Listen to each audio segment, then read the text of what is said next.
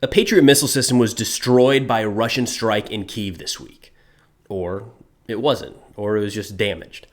One of those. I'm confident it was one of those. But this whole debate highlights the motivated reasoning that we're seeing more and more of when it comes to trying to understand this war. Motivated reasoning is just the idea that a reasoning process is influenced by our motivations or goals. Essentially, we see what we want to see. I think this is worth bringing up here because if we're being totally honest, we don't know what happened. Setting the stage, there was a significant Russian missile strike on Kyiv the evening of May 15th. The strike looks like it included 6 Kinzhals, 9 Calibers, 3 Iskanders, and 6 Shahed or Garand-style drones. There was some footage of the strike taking place that I'll show here in a second, but the air defenses around Kyiv were pretty busy working to protect the city. All right, so this is CCTV footage from Kyiv the evening of that missile strike in question. What you see here are air defense missiles being fired off in the distance. Now I'm going to cut this one short a little bit because it's just kind of the same thing over and over again, and we'll cut to a second clip that shows an actual detonation near the missile launch site. This is the second clip. I couldn't find these together, but you got the same skyline there and pretty clearly a detonation, at least in the vicinity of where those missiles were taking off from in the previous clip. Now, as soon as the all clear sounded, we quickly had conflicting reports coming out of Ukraine and Russia. Ukraine stated that they shot down all missiles and drones, but did not provide any sort of battle damage assessment. Now, that second part is expected. The only time Ukraine is generally quick to announce any sort of serious damage is when it's pretty clearly civilian infrastructure, which is understandable for a country at war. The Russian Ministry of Defense then posted to Telegram that a Patriot missile system was destroyed in this attack. Then a few hours later, the U.S. chimed in saying that a component of the Patriot was damaged and was undergoing inspections as to whether it could be repaired on site or needed to be replaced entirely. And a quick note there. I would expect the U.S. to have a pretty clear picture of what happened here, more than most other strikes at least. I'm pretty sure the Ukrainian team operating the Patriot is going to be in very close contact with a U.S. or NATO training support team, so it's entirely likely that communication was back and forth on that front as soon as the strike occurred. That doesn't mean that it's the full picture, just that in this specific instance, I would expect the U.S. to have a degree of insight. Now, I've not seen the Russian Ministry of Defense provide any evidence of the destroyed Patriot, but what seems to be getting the most attention is that clip I just showed. From most of the arguments I've seen, they suggest that that explosion occurred where the missiles were being launched, after all of the missiles had been fired, and that is evidence of a successful strike that destroyed a Patriot. I would say that that very well could have been a Patriot firing and that something did strike in that vicinity, but I'm nowhere near confident enough to take that footage and determine that a specific system has been destroyed. That's just me, but maybe that's my own motivated reasoning.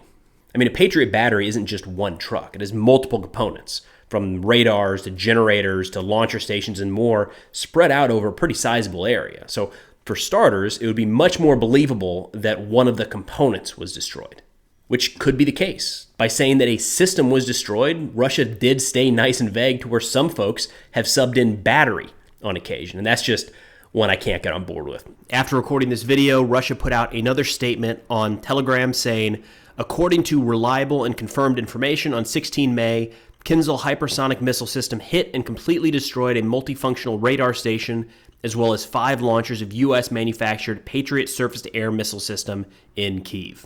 Now, while this is additional information from what Russia initially put out the morning after the strike, I've still not yet seen any sort of visual confirmation provided by Russia beyond the clips shown earlier in this video. One missile strike is not taking out an entire Patriot battery unless they're stacked right on top of one another. Now, I think most of us can agree that this video does show something impacting, which brings into question the Ukrainian claim on May 15th and 16th that all missiles were shot down. And the U.S. statement that a Patriot was damaged in this strike further reinforces that all of the Russian missiles were not, in fact, intercepted. Now, you have to leave open the possibility that even intercepted missiles can fall to Earth and detonate, but that was a big boom in an area that was likely a target of the strike. Bottom line here, the only evidence that could be forthcoming is going to be from Russia. The United States and Ukraine have no incentive to show the damage or destruction from this strike, and even if that damage was minor, that information getting out there could be of use in future Russian targeting.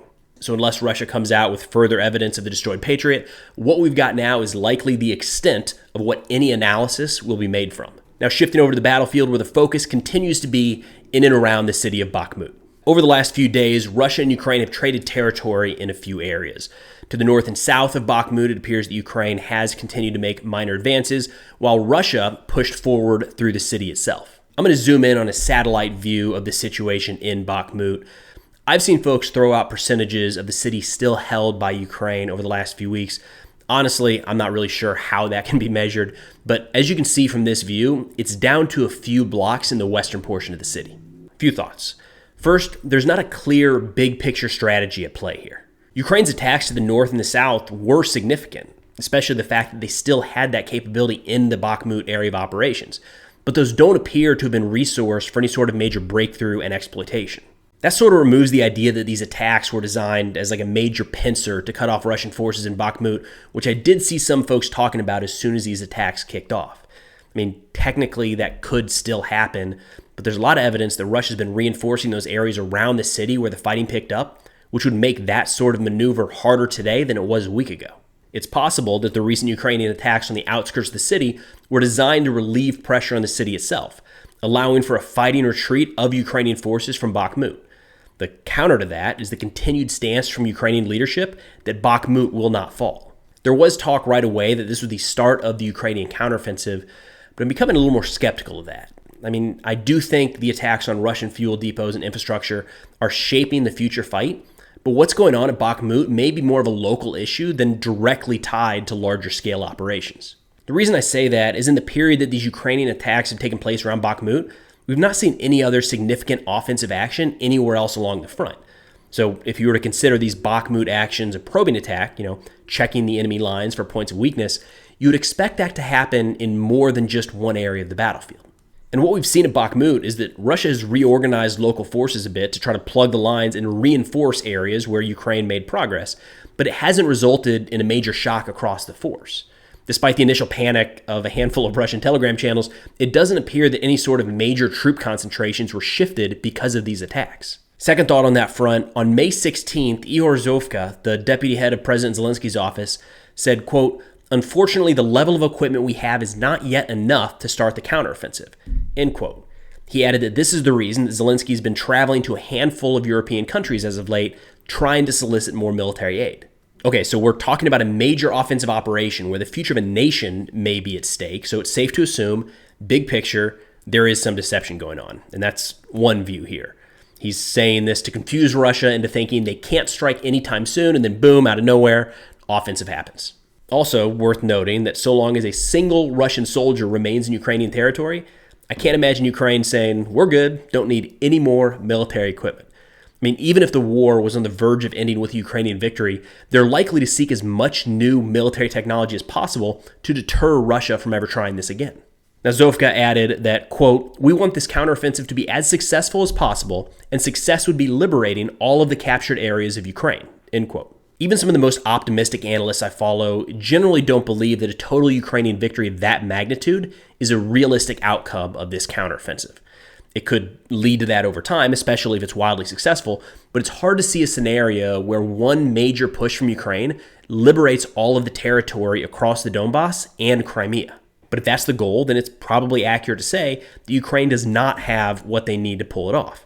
If the plan is a decisive operation to end the war in the next 6 months, it's likely Ukraine is going to need a lot more of a lot of different things. I can understand that thought process. I mean, I've said before that a counteroffensive that pushes the line back in a handful of areas across the front doesn't do much to end the war. It'll cost a lot of lives and a lot of equipment, but moving the lines back just a little bit, then digging in and waiting for the Russian counterattack gets us right back to where we are today, in a spot where the end of the war is far from clear.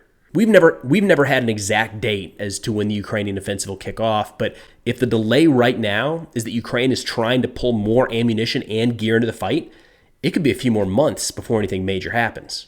All right, that's all I got for now, but before wrapping up, I had some people in a recent video ask about this hat, like where to get one.